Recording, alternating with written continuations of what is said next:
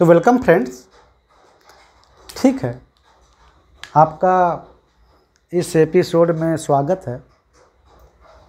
और यहाँ हम अभी भी आइसोलेटेड चार्ज कंडक्टर के बारे में ही थोड़ा बहुत और सीखेंगे।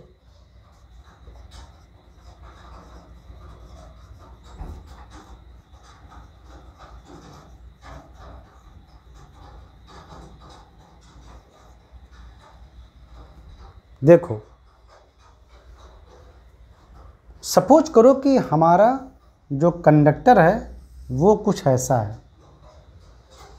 मतलब एक तिकोना टाइप का मेटल का टुकड़ा, मोटा भी हो सकता है। ये बोर्ड पर आपको ऐसा दिख रहा है तो इसका मतलब नहीं कि मोटा नहीं हो सकता है, मतलब थोड़ा मोटा हो सकता है ऐसे, मतलब एक मोटा टुकड़ा है, तिकोना है, या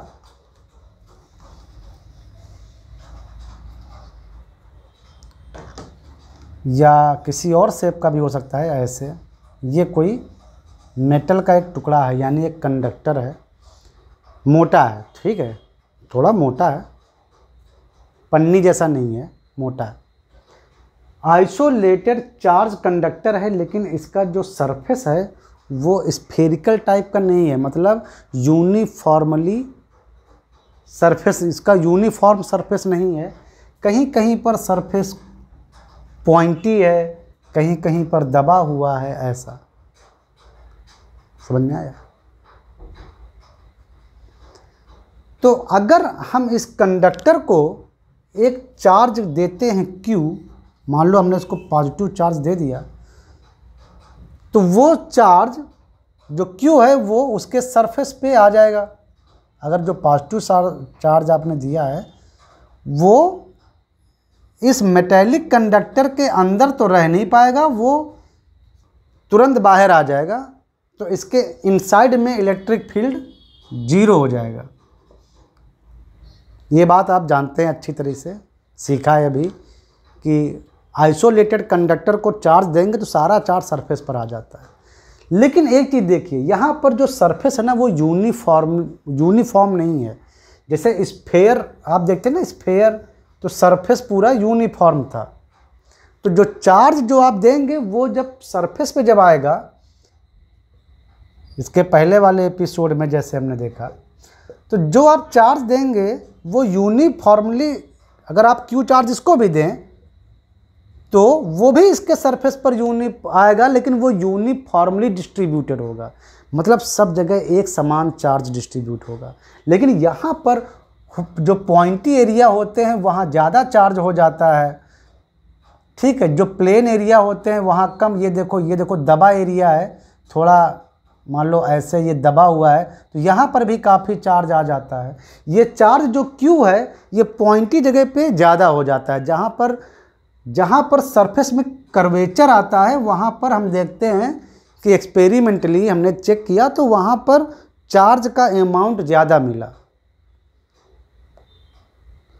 तो एक टर्मिनोलॉजी आती है सरफेस चार्ज डेंसिटी।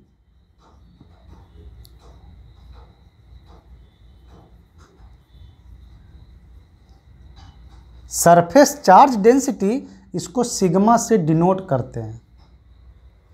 अगर आप इस चार्ज कंडक्टर को देखें जो स्फेरिकल शेप का है, तो इसको अगर आपने Q चार्ज दिया तो जाहिर से है कि इसकी सरफेस चार्ज डेंसिटी Q/, और अगर इसकी रेडियस कैपिटल R है तो इसकी सरफेस चार्ज डेंसिटी आ गई चार्ज डिवाइडेड बाई वो चार्ज कितने एरिया में फैल गया, तो ये आ गया Q/4πr²।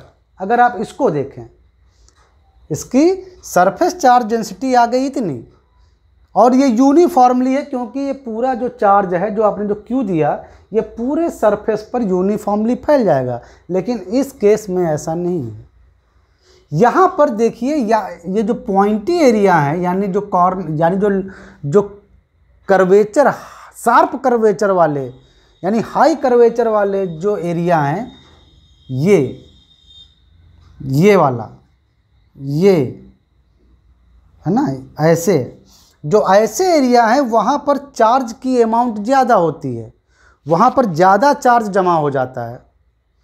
तो यानी कि अगर शेप आपका यूनिफॉर्म नहीं है, आइसोलेटेड कंडक्टर का जो चार्ज है, अगर उसका शेप एक यूनिफॉर्म सरफेस वाला नहीं है, तो यानी वहाँ पर कहीं कहीं पर ज़्यादा चार्ज, कहीं कहीं पर कम चार्ज होगा। यानी सरफेस चार्ज डेंसिटी जो है आपकी, यानी सिग्मा, वो हर जगह सेम नहीं होगी, वो हर जगह सेम नहीं होगी। यहाँ पर सरफेस चार्ज डेंसिटी हाई है, यहाँ पे लो है, यहाँ पे सरफेस चार्ज डेंसिटी हाई है। अब surface charge density means charge by area, इसका क्या यूज है, इसका क्या यूज है हम आपको बताते हैं। देखो, आपने ये कंडक्टर देखा, तो यहाँ पर चार्ज ज़्यादा है, उसके पास में ज़्यादा इलेक्ट्रिक फील्ड जनरेट होगा, because electric field is proportional to Q.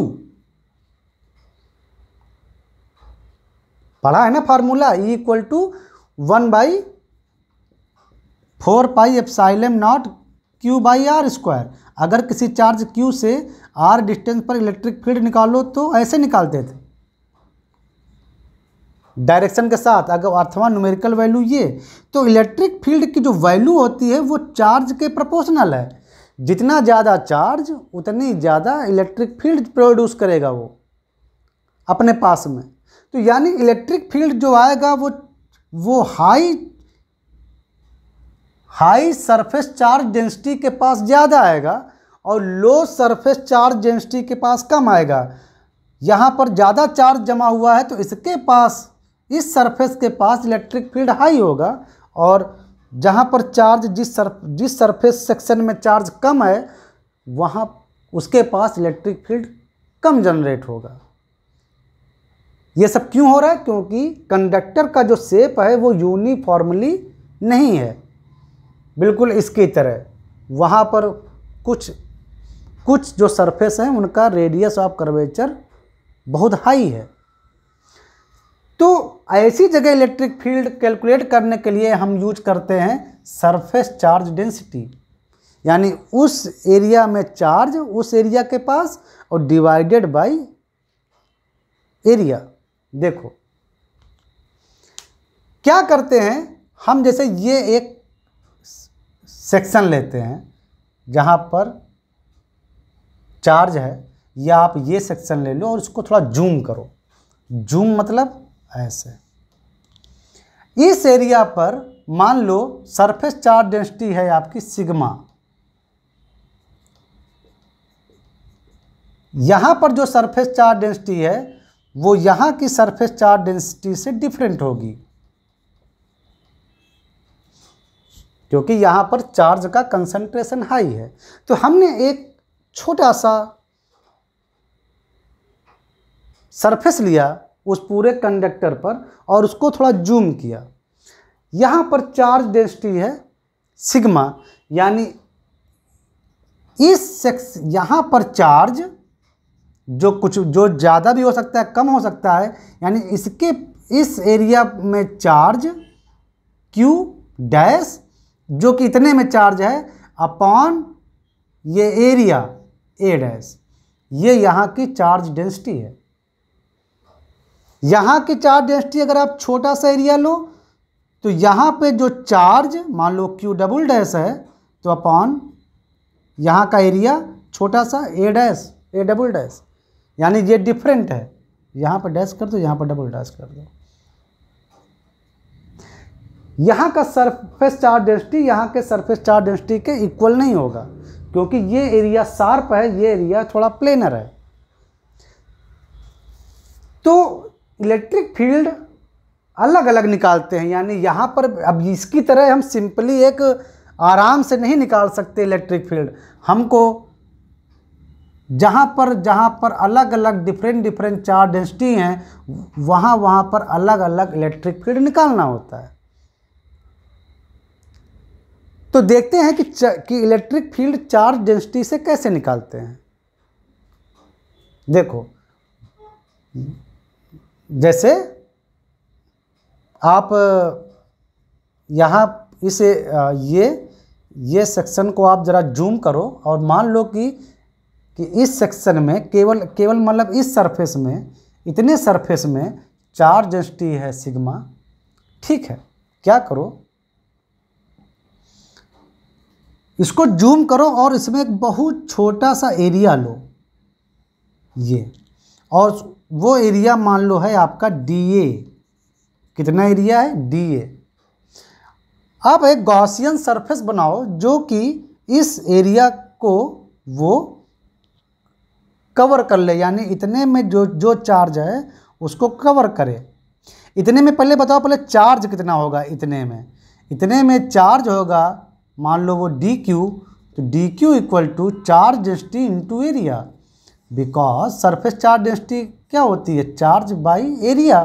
तो इतना, इसका अगर एरिया DA है और इतने में चार्ज डेंसिटी अगर सिग्मा है, तो यहाँ पर जो चार्ज जो DQ होगा वो होगा सिग्मा DA। गुड। अब इस पर एक सिमेट्रिकल एक सरफेस बनाओ। तो हमने मान लो बना लिया ये सिलेंडर, एक हॉलो सिलेंडर। तो यहाँ से जो इलेक्ट्रिक लाइन जाएंगी वो पॉजिटिव चार्ज है ना, बिल्कुल स्ट्रेट ऐसे जाएंगी। ठीक है, ये हुआ इलेक्ट्रिक लाइंस। तो इस यहाँ पर तो चार्ज ही है, यहाँ पर ये कितना फ्लक्स देगा उधर? तो देगा मतलब इलेक्ट्रिक फील्ड और ये एरिया। लेकिन फ्लक्स होता क्या है? फ्लक्स होता है charge enclosed by epsilon not. यहाँ इस सरफेस, ये पूरा जो सरफेस है, इसके इस लेवल पर चार्ज कितना है? तो ये है टोटल सिग्मा DA। यहाँ पर चार्ज DA है और अपॉन एप्सिलॉन नॉट। तो यहाँ से DA इक्वल टू आ जाएगा sigma DA upon epsilon naught, यानी E equal to sigma by epsilon naught. इसको नहीं करेंगे, डॉट आता है तो डॉट के बाद आप इलेक्ट्रिक फील्ड के वेक्टर हटा सकते हो। तो वैल्यू आ गई आपकी सिग्मा बाई एप्सिलॉन नॉट। यानी अगर कोई चार्ज आइसोलेटेड कंडक्टर है, चार्ज आइसोलेटेड कंडक्टर है इस तरह का, और उसके सरफेस पर जगह जगह पर डिफरेंट चार्ज डेंसिटी है, तो आप उसके जस्ट बिल्कुल पास में, मतलब जस्ट बिल्कुल पास में आप इलेक्ट्रिक फील्ड E निकाल सकते हो। ये चार्ज कंडक्टर का सरफेस है, उसके बिल्कुल पास में किसी पॉइंट पर इलेक्ट्रिक फील्ड, मान लो यहाँ पॉइंट है, तो P पॉइंट पर इलेक्ट्रिक फील्ड ऐसे निकालेंगे आप, बिल्कुल पास में, बिल्कुल लिटरली पास में। ये P इसी गॉसियन सरफेस में इंक्लूड हो रहा है, तो बिल्कुल पास में निकालने का ये टेक्निक है। जैसे अब ये था तो यहाँ पर अलग आएगा इलेक्ट्रिक फील्ड, यहाँ पे अलग आएगा भाई, क्योंकि चार्ज डेंसिटी चेंज हो रही है। चार्ज डेंसिटी चेंज हो जाएगी तो इलेक्ट्रिक फील्ड बदल जाएगा। तो अगर चार्ज कंडक्टर का जो सरफेस है अगर यूनिफॉर्म मतलब यूनिफॉर्म शेप का नहीं है, जगह जगह उसका शेप बदल रहा है, यानी जगह जगह चार्ज डेंसिटी बदल रही है, तो बिल्कुल उनके पास पास डिफरेंट जगह डिफरेंट इलेक्ट्रिक फील्ड होगा और वो ऐसे निकाला जाएगा। इस चीज़ इसको समझ लो अच्छे से। और इसकी डायरेक्शन सरफेस से परपेंडिकुलर अवे होगी, इसकी डायरेक्शन सरफेस से परपेंडिकुलर अवे होगी, क्योंकि ये पॉजिटिव चार्ज है। और अगर निगेटिव चार्ज जो होता कंडक्टर तो इनसाइड होती। उसको थोड़ा मैं और लार्ज एरिया में आपको दिखाता हूँ। जैसे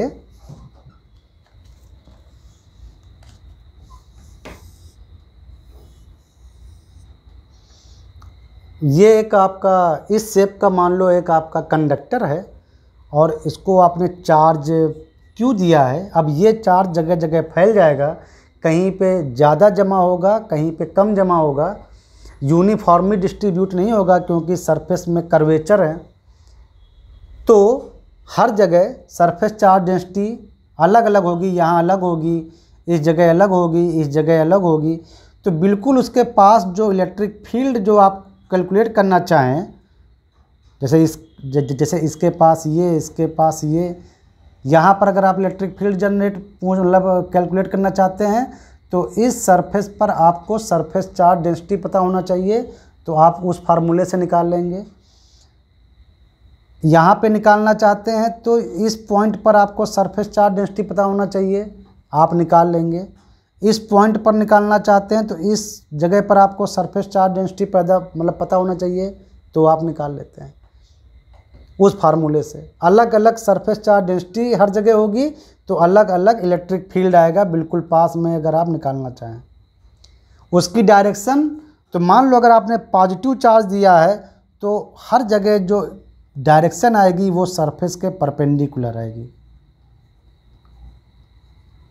चाहे जहाँ पर आप डायरेक्शन देखें इलेक्ट्रिक फील्ड की डायरेक्शन, वो उस जगह सरफेस पर परपेंडिकुलर आप डालिए ऐसे।